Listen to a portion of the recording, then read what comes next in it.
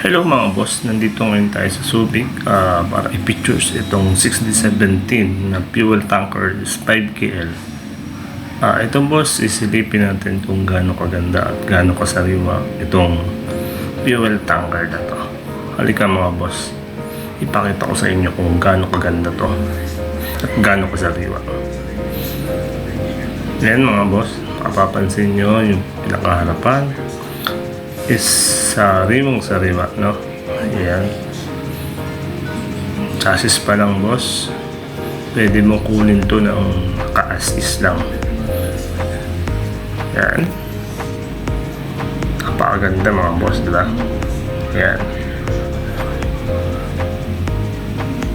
Ito pala mga boss kung hindi nyo po natatanong is 5KL, no?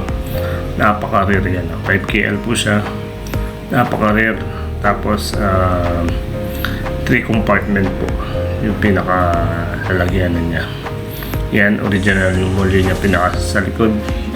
Tapos siyempre yung mga gantong fighter is automatic naman is 6-wheeler na mga boss. Yan nga pala mga boss, itong unit na to is alam ko is inline o polymechanical, polymanual.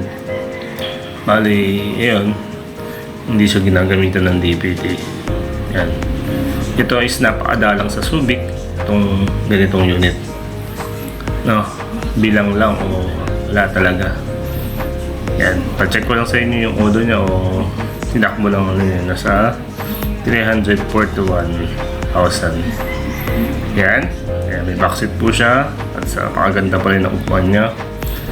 Yan yung ceiling ng cabin sa loob, napakalinis at siyempre naka-leather yung upuan niya, no?